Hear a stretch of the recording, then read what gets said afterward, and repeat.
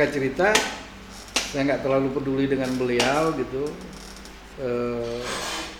Saya ajak teman-teman karena udah jamnya, kita masuk kelas gitu. Nah berapa saat kemudian sampai di ruang kelas ternyata yang masuk bapak yang duduk di samping saya Yang tadi. dulu.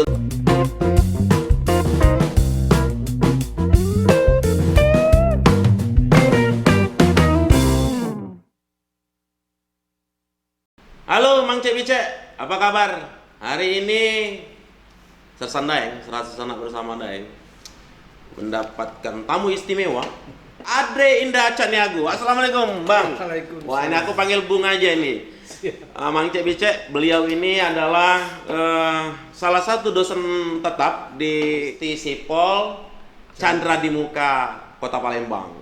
Bung Ade, ya. Ini kira-kira kami ini terus terang mendapatkan istimewa, belum pernah lah ya kan berinisiatif untuk datang ke acara kita ini, tapi kayaknya Bung Ade ini luar biasa appreciate terhadap acara Sersanda ini. Kira-kira apa yang nak disampaikan ke sini nih tentang dunia pendidikan sekarang ini, Bung Ade? Ya, yang pasti satu hal buat saya Daeng ya. Kalau kita bicara pendidikan ini kan bicara amanah para pendiri bangsa yang dituangkan di dalam Mukadimah Undang-Undang. Artinya apa? Tugas negara itu diantaranya mencerdaskan kehidupan bangsa. Jadi segala resiko yang muncul dari amanah ini, baik hardware, software, infrastruktur, suprastruktur, itu jadi tanggung jawab negara. Nah pertanyaannya kenapa sih negara harus mencerdaskan? Karena Indonesia ini kaya, jadi jangan sampai rakyatnya tidak cerdas dan kekayaan ini dinikmati oleh orang lain. Jadi Sabang sampai Merauke, Miangas sampai Pulau Rote ini kan punya kita nih. Iya benar. Jadi sederhana sekali gitu. Nah inilah kenapa ya negara harus serius saya pikir gitu loh. Bagaimana berpikir maksimal, semaksimalnya agar apa yang menjadi amanah ini ya, ini bisa diwujudkan gitu loh oleh generasi kita hari ini gitu loh. Oke, Bung Ade, ini berkaitan dengan apa berbangsa dan bernegara ya. Katanya nih ya, ada yang menyampaikan bahwasanya ada dua presiden yang sebenarnya terlupakan oleh sejarah atau tidak tercatat oleh sejarah. Yang pada hakikatnya itu adalah berasal daripada tempat kelahiran Bung itu sendiri. Mungkin bisa dijelaskan, Bung Andre. Presiden yang kita kenal ya, kita sebut satu-satu. Yes. Bung Karno. Ya. Kemudian Soeharto. Ya. Habibie, Gus Dur, Megawati, SBY, dan ini yang keenam ya. Ketujuh, ya Jokowi. Nah, kalau kita bicara sejarah, tentunya dua nama ini harusnya muncul. Nah, kita nggak tahu ya. Di pada saat PDRI ya, Pemerintahan Darurat Republik Indonesia itu kalau saya tidak salah pada saat agresi militer Belanda ya, 94 dari ya. tahun 48, 49 itu ditunjuk oleh Bung Karno, Syafruddin Prawira Negara. Kemudian juga Mister Saat yang dua-duanya adalah putra Sumatera Barat. Nah ini yang saya pikir menjadi tugas pemerintah hari ini gitu. Artinya kita bicara sejarah itu kan catatan masa lalu. Apapun itu kita harus sajikan karena sejarah ini adalah media saya pikir bagi kita untuk belajar banyak hal. Paling tidak kita belajar untuk tidak berbohong dan membohongi gitu ya. Jadi apa adanya saja gitu loh.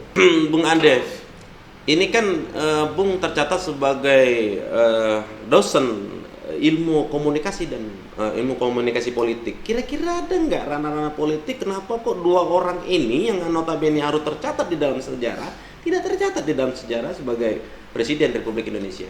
Ya kalau saya pikir sebenarnya secara politik ini butuh political will ya. Butuh political will. Ya, butuh political will dari pemerintah hari ini untuk mengungkap sejarah apa adanya. Supaya apa? Ini jadi pembelajaran bagi generasi muda. Jangan ada hal-hal yang terlepas itu pahit manis itu ditutup-tutupi. Jadi kita mendidik generasi ini harus jujur. Jadi sejarah pun harus apa adanya. Jangan sampai ketidakjujuran kita dalam menyampaikan sejarah ini ini akan dicontoh gitu loh. Oleh Akhirnya apa? generasi-generasi yang lain, Iya, generasi berikutnya. untuk berbohong gitu dan menganggap kebohongan itu suatu hal yang yang sudah biasa dan tidak ada risiko. Gitu. Akhirnya pada hakikatnya menjadi sebuah budaya akhirnya Iya, nanti ya. betul. Nah, saya dengar-dengar kayaknya memang katanya Bung Ade ini ketika melaksanakan pembelajaran di fakultas itu tidak memakai sendal atau memakai kaos ya, yang boleh dikatakan nyantai seperti mahasiswa. Ini gimana nih ceritanya kok bisa seperti itu, Bung Ade? Iya, ada dua hal, Dai. Ada dua hal. Kenapa penampilan saya di ruang kelas seperti yang Dai sampaikan tadi. Pertama, memang saya ini terbiasa casual ya, terbiasa santai. Tapi ada hal yang lebih prinsip sebenarnya. Kenapa saya berpenampilan seperti itu? Ini cerita sedikit, Dai. Ini saya punya pengalaman empiris waktu kuliah dulu di Salemba. Jadi kita kebetulan waktu itu saya ketua angkatan, ya, ketua kelas lah ya. Nah, kita ini kan biasa sebelum masuk kelas itu di samping Masjid Arif Rahman itu kita ada tempat duduk. Kita ada duduk, taman lah ya. Ya, ada taman di situ, ada pohon besar yang di seputaran itu dibuatkan tempat duduk gitu. Nah, kebetulan waktu itu di samping saya ini ada bapak-bapak gitu yang ngerokoknya kuat gitu loh. Penampilannya menurut saya sangat cuek gitu ya. Kalau melihat penampilannya saya nggak tahu kalau beliau itu ternyata dosen. Jadi singkat cerita, saya nggak terlalu peduli dengan beliau gitu. Saya ajak teman-teman karena udah jamnya, kita masuk kelas gitu. Nah, berapa saat kemudian sampai di ruang kelas ternyata masuk bapak yang duduk di samping saya. Yang duduk tadi, yang kita anggap manusia biasa tadi iya, ya. Ternyata dia luar biasa. Dosen gitu loh. Benar. Ini luar biasa menurut saya. Artinya apa? Saya menangkap satu hal di sini. Ada pembelajaran gitu. Saya yang selama ini underestimate, melihat orang selalu dari casing, ya akhirnya dari sana saya belajar. Wah ini menarik nih. Kalau ini jadi pilihan penampilan saya di ruang kelas. Supaya apa? Supaya mahasiswa itu tidak tertipu dan hobi menipu. Kita tahu hari ini, Deng, ya orang demi sebuah prestis, demi sebuah penampilan, mereka rela menipu diri gitu dan menipu orang lain gitu. Artinya apa? Kalau misalnya hari ini kita lihat nih, terutama yang cewek-cewek nih, demi sebuah penampilan lihat orang pakai Louis Vuitton, pakai branded lah ya. Dia juga pengen itu, nggak peduli ini KW3, KW4 atau KW5 gitu. Nah, saya nggak mau mahasiswa saya dalam hal ini melakukan hal itu. Jadi kita hidupnya padanya aja gitu.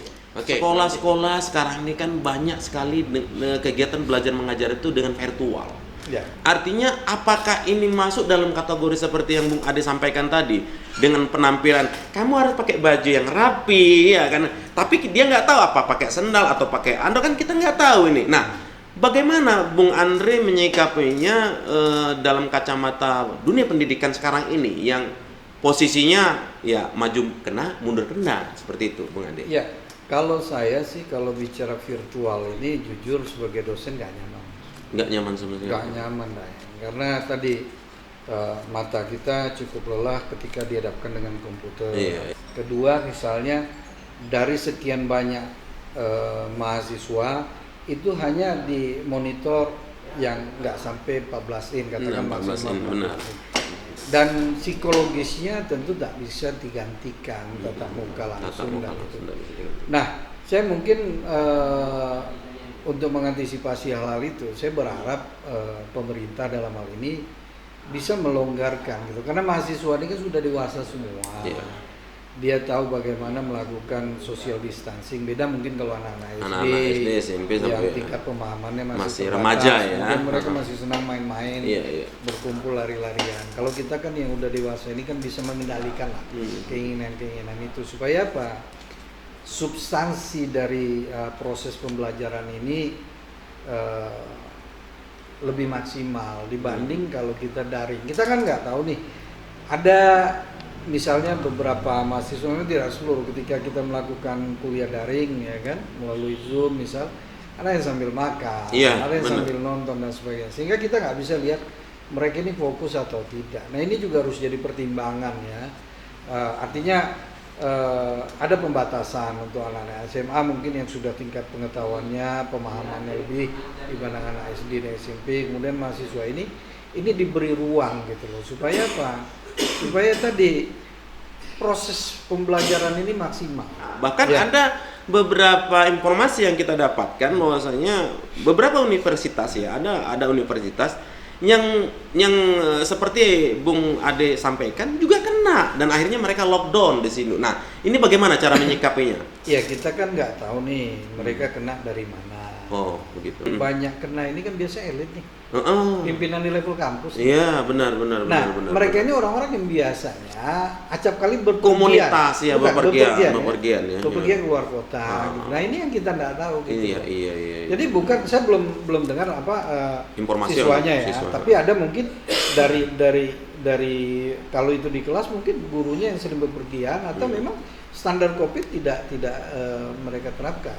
Karena kalau saya sih sederhana aja, tubuh ini kan punya antibodi. Iya. Ketika antibodi kita turun, kita bisa lihat kita kena virus influenza. Itu contoh yang kecil. Artinya apa? Supaya tidak terserang virus. Ya, kita perlu jaga kesehatan. Jaga kesehatan dengan apa?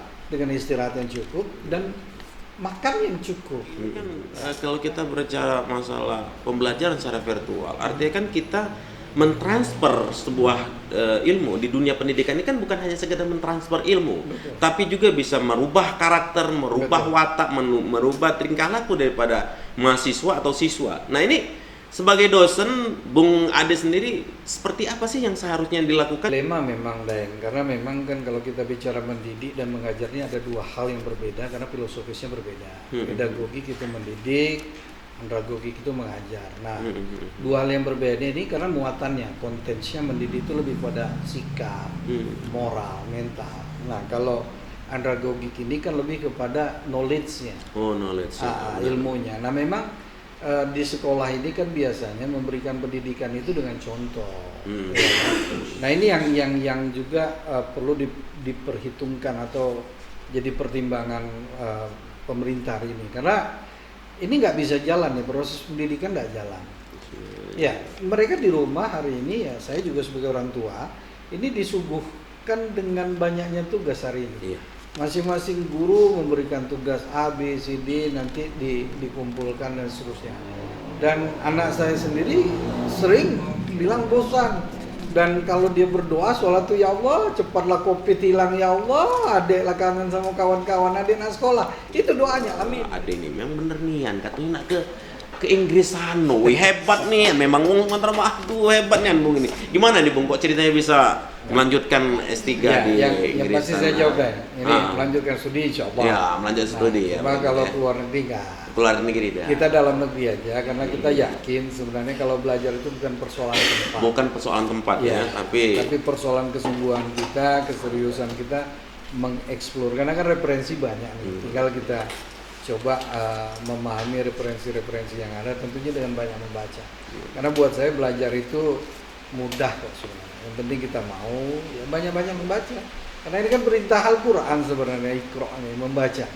Artinya belajar ya. Iya, belajar itu Hakikatnya membaca. Ya, jadi orang kalau belajar itu alat ukurnya satu, dia membaca nggak? Kalau dia nggak baca berarti dia nggak belajar. Nah, kalau kita berbicara masalah belajar mengajar nih, Bung Ade ini terkenal juga sebagai aktivis, demon di mana-mana. Bahkan kita dengar-dengar juga katanya, kamu mahasiswa kalau nggak ikut saya demo, kamu nggak dapat nilai nih. Oh, ini luar biasa. Ini dosen killer apa dosen gimana nih? Coba mungkin bisa dijelaskan. Bung Ade. Jadi gini, sebenarnya apa yang saya lakukan ini ya mengajar. Oh. Ya. Jadi kita tahu sebagai warga negara yang baik kita punya hak dan kewajiban sebagai warga negara. Ya. Hak kita misal untuk mendapatkan pelayanan yang terbaik dari pemerintah. Nah, kewajiban kita jalankan. Makanya saya kalau ngajar pengantar ilmu politik itu mahasiswa wajib datang ke Dispenda. Gitu. Jadi mereka harus cari tahu apa saja sih yang dikolek oleh negara dari rakyatnya dan untuk apa uang itu. Jadi mereka harus tahu. Jadi kita kadang abai atau tidak mau tahu, tidak peduli dan mungkin juga negara tidak pernah kasih tahu sama kita bahwa negara ini pembiayaannya dari pajak. Banyak sekali pajak yang dikumpulkan oleh negara dari rakyat. Pertama mungkin yang sering kita dengar itu PBB, pajak bumi bangunan. Kemudian apa? PKB, pajak kendaraan bermotor.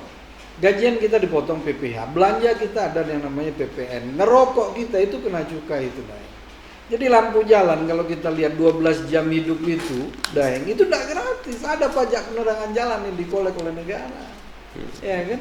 Nginap kita di hotel ada pajak hotel, makan kita di restoran pajak restoran, nonton bioskop kita ada pajak hiburan. Nah rakyat selama ini tidak peduli, tidak mau tahu itu. Nah makanya saya kasih tahu itu. Nah kemudian kenapa mereka demo dapat nilai A katakan gitu dari saya? Karena mereka Praktek langsung gitu loh. Praktek. Jadi Betul. mereka tidak lagi menganggap penguasa itu barang mewah. Iya, iya, Ya. iya. Mereka menganggap dengan mereka demo ini penguasa ini adalah pamong peraja, pelayan masyarakat gitu. Kenapa? Kita yang membiayai dari pajak-pajak yang kita bayar tadi. Kan gitu. Benar, Nah, benar. makanya mereka saya dapat ke sini dan tentu proses tidak langsung dapat nilai. Ada proses juga. Ada rasionalisasi. Artinya Rasional. ketika misalnya dia demo gitu, saya tanya apa yang mereka rasakan, kemudian apa yang menurut mereka isu-isu yang disampaikan hari itu seperti apa gitu. Nah ini proses, artinya proses membangun kesadaran mereka berpolitik gitu loh, bahwa kita tidak boleh buta politik. Kenapa? Ketika kita buta politik, kita akan jadi korban politik deh. Ya kan? Nah kalau kita tahu politik, ya kan, maka kita akan tahu hak-hak kita gitu loh. Jadi tidak boleh lagi, masa kita bayar pajak kendaraan bermotor setiap tahun nilainya lumayan, tapi jalan masih rusak, ini kan nggak benar. Harusnya intake dari pajak kendaraan bermotor kembali ke jalan, jangan lagi ada jalan-jalan yang rusak. Artinya Bung Ade itulah yang membedakan antara siswa dan mahasiswa. Betul. Iya kan? Artinya memang ya itu tadi Mang Cek Bicek ya. Kalau anak-anaknya yang kuliah ya kan itulah yang membedakan seperti apa yang disampaikan Pak Ade. Maha dan siswa. Nah, ini mungkin bisa dijalankan nih sebagai dosen nih. Iya. Maha dan siswa. Nah, ini Iya. ayo. Jadi kalau kita cerita maha ini artinya besar. Siswa Ya, besar jadi ya. Ya, maksudnya gini, ini kan selain Allah, yang maha itu kan cuma siswa. Tapi kalau bahasa Padang maha itu mahal. Mahal. Ya, kan artinya untuk mendapatkan gelar mahasiswa itu tidak mudah gitu dan tidak murah. Artinya butuh waktu, butuh tenaga, butuh banyak hal. Supaya apa? Supaya dia intelek. Intelek itu apa? Terasa bedanya gitu loh. Jadi dari bukan mahasiswa dan Siswa. Ya, mahasiswa, cara berpikirnya, cara dia berkomunikasi, intelek. Artinya dia punya rasionalitas, dia punya rasionalisasi, dia paham dialektika. Ketika dia berargumentasi, argumentatif. Jadi bukan obrolan warung kopi. Artinya ada base-nya, ada dasarnya. Nah ini yang kita inginkan dari mahasiswa. Nah, Bung Ade, mungkin kita kembali lagi dengan kondisi Covid sekarang ini ya. Wali-wali murid yang masih merasa gimana ya? Dia tidak sekolah tapi masih bayar seperti itu. Jadi seolah-olah dunia pendidikan sekarang ini menjadi dunia industri. Jadi profit oriented bukan dunia pendidikan. Nah, ini gimana nih menurut Pak Bung Ade sendiri? Jadi gini, ini yang harus dipahami juga oleh orang tua ya. Pertama, saya ingin ingatkan kepada siapapun orang tua ya.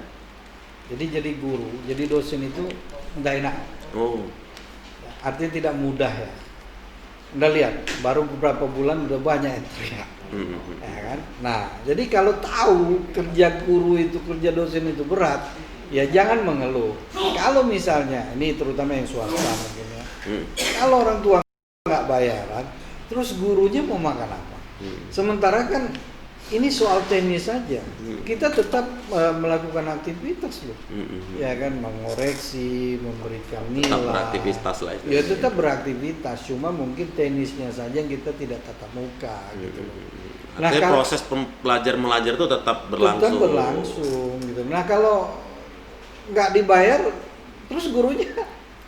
Nah, Mang Cek Bicek jadi jangan pulo mentang-mentang anak kita tidak sekolahnya virtual ya nak ditagih bayaran tidak bayar. Mana guru nak makan, Mang Cek Bicek. Nah, apalah kata Bung Ade tadi ya kan. Jadi kita harus saling memikirkan. Anak kita pintar, kita butuh biaya. Kira-kira kayak itu ya Bung Ade ya. Mungkin ada lagi Bung Ade yang disampaikan untuk mahasiswa atau Mang Cek Bicek gitu yang ada di rumah mungkin nonton acara kita ini Bung Ade. Ya, kalau saya enggak sih ya. Paling satu hal yang mengganggu pikiran saya ketika misalnya tahun ajaran baru nih, proses penerimaan siswa baru. Hari ini kan semua zonasi. Zonasi. Saya bukan tidak sepakat dengan zonasi. Program zonasi itu ya. Jadi zonasi ini tujuannya bagus, kita pahami itu. Nah cuma persoalannya pemerintah juga ketika membuat regulasi harusnya punya hitung-hitungan, maksud saya tidak membabi buta. Maksudnya seperti ini loh, ketika kita bicara zonasi, ya sudahkah ada pemerataan infrastruktur, hardware maupun software, tenaga pengajar dan sebagainya di semua sekolah gitu loh, ya baik di kota maupun di desa. Nah ini kan enggak, kita tahu selama ini kan ada sekolah standar nasional, internasional dan sebagainya, sehingga apa, semua orang berlomba untuk masuk ke sana.